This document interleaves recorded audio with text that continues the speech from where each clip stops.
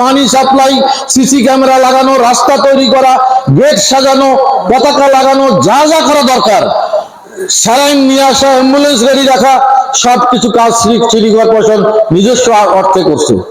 এখন আমি যদি ছাত্ররা মিছিল করতেছে, ওই ছাত্ররা হয় আপনার ছেলে না হয় আমার ছেলে, হয় আপনার মেয়ে না হয় আমার মেয়ে, এই প্রচন্ড রোদ্রের মধ্যে তারা মিছিল করতেছে একটা ন্যায্য দাবি আদায়ের জন্য। আমি মোস্তাফিজুর রহমান মুস্তফা যদি মেয়রের চেয়ারে থাকি, তাদেরকে সহযোগিতা না করি, এটা হবে চরম অন্যায়। যার কারণে আমি পানি সরবরাহ করেছি, আমি তাদেরকে যতটুকু পারি বিস্কিট খাবার তাদেরকে আমি দিয়েছি, এটা আমার অন্যায় মনে করি নাই। আর তারপরে যখন ওই ট্রাফিকের দায়িত্ব পালন করলো, প্রত্যেক দিন আমি একদম মেডিকেল মোড় থেকে শুরু করে ক্যাডেট কলেজ মোড় পর্যন্ত যতগুলো ছাত্র এই ট্রাফিকের দায়িত্ব পালন করছে, প্রত্যেক দিনে আমি 300 প্যাকেট করে খাবার, 300 প্যাকেট করে পান, 300টা করে পানি আমি সবখানে দিয়েছি। আমি 200 ছাতা দিয়েছি, এই রোদ্রের মধ্যে দাঁড়ায় আছে বাচ্চারা, ছাতা দিয়েছি। আমি সব ধরনের সাপোর্ট দিয়েছি, এটা আমার নৈতিক দায়িত্ব মনে করেছি, সেজন্যই আমি এই কাজগুলো করেছি। এই বৈষম্য বিরোধী আন্দোলন করতে যায়, বৈষম্যের বিরোধী আন্দোলনকারীদের সহযোগিতা করতে যায়, আমি নিজেই বৈষম্যের শিকার হয়ে গেলাম। তার কারণ রংপুর সিটি কর্পোরেশন বাংলাদেশের মধ্যে একটা অনন্য নির্বাচন হয়েছে, যেখানে যারা যারা অংশগ্রহণ করেছে সবাই বলছে একটা ফেয়ার, একটা নিরপেক্ষ নির্বাচন হয়েছে, যেখানে একটা ভোটও জাল দেওয়ার কোনো সুযোগ ছিল না।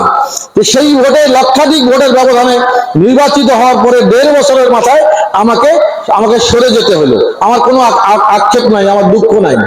আমার দুঃখ হলো একটাই, যে আপনারা হয়তোবা জানবেন না, একটা প্রজেক্ট বা প্রোফাইল তৈরি করতে গেলে আমরা এটা অনুমোদন নেওয়া পর্যন্ত 2 বছর সময় লাগে মিনিমাম।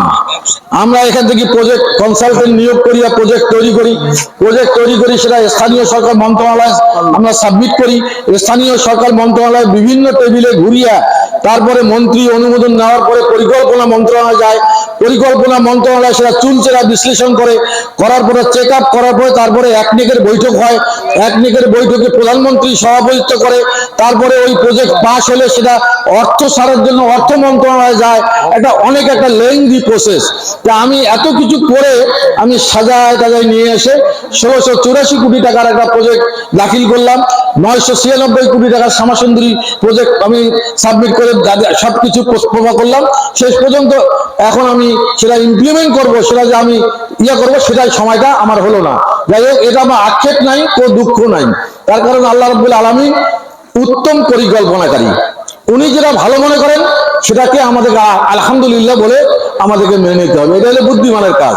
তার কারণ আপনি আপনার ভাগ্য পরিবর্তন করতে পারবেন না যতক্ষণ পর্যন্ত আল্লাহ রাব্বুল আলামিন আপনাকে চায় না। সেই জন্য আমি মনে করি আমার কোনো আক্ষেপ নাই, কোনো দুঃখ নাই। তার কারণ আমার এখানে 10 টাকা লাভও নাই। আমি আগে যে মোস্তফা ছিলাম মেয়র হওয়ার আগে, মেয়র হওয়ার পরে ওই রকম ছিলাম, মেয়র এখন নাই, এখনো ওই রকম আছি, আমার কোনো পরিবর্তন নাই। যার কারণে আমি এখানে আঙ্গুল ফুলি কলা গাছ হওয়ার জন্য মেয়র নির্বাচিত হই নাই।